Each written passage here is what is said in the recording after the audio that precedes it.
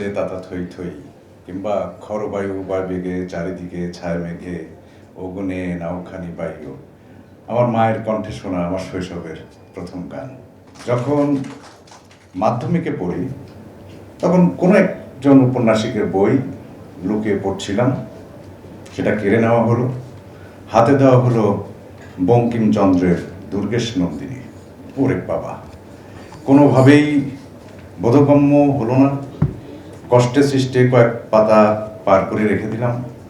এরপরে পড়ার সুযোগ তার কাছ থেকে বই নিয়ে মীর মশাররফ হোসেনের বিষাদ সিন্ধু, কেঁদে কেটে একাকার।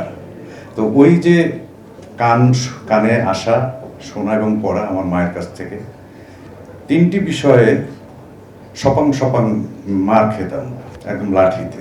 হাতের কাছে যা পেত সেটা কোনো একটা মিথ্যা কথা বললে, ধরা পড়লে, অথবা কারো কিছু না বলে সেটা নিলে, মানে যেটাকে চুরি বলে আর কি।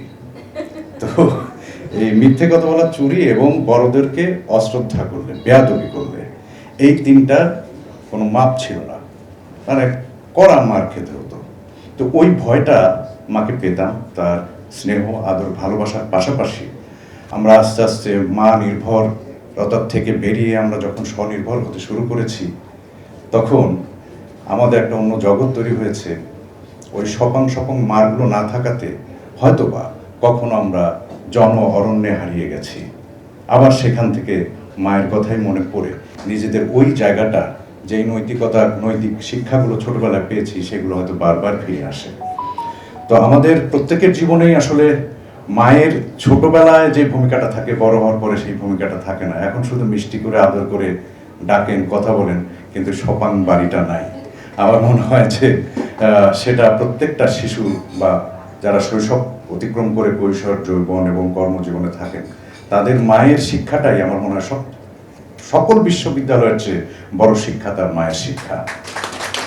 সুতরাং এই মা দিবসের যে আয়োজন করেছেন অভি সহ এবং যারা পৃষ্ঠপোষকতা করেছেন, সবাইকে ধন্যবাদ, কৃতজ্ঞতা, যে এর মাধ্যমে যে প্রত্যেকের মা যেন তার কাছে বড় প্রতিষ্ঠান হয়ে ওঠে। আর হায়াত আঙ্কেল যেটা বললেন যে আসলে বিশেষ দিবসের প্রয়োজন নেই, এটা পশ্চিমা, সেটা যেমন সত্যি, পাশাপাশি হয়তো এই আয়োজনকে উপলক্ষ করে আমার মাকে আমি যেভাবে অনুভব করছি, এটা প্রতিদিন করা হয়ে ওঠে না। তো এই অনুভূতির জায়গা যদি প্রতিদিন হয় বা হতো বা হতে পারে, তাহলে কোনো মায়ের কোনো সন্তান দ্বারা কোনো খারাপ কাজ করা সম্ভব নয়। সকল মায়ের সন্তানরা ভালো থাকুক, সকল মায়ের প্রতি শ্রদ্ধা, ভালোবাসা, সকল মা তার শারীরিক সুস্থতা এবং মানসিক শান্তি কামনা করছি।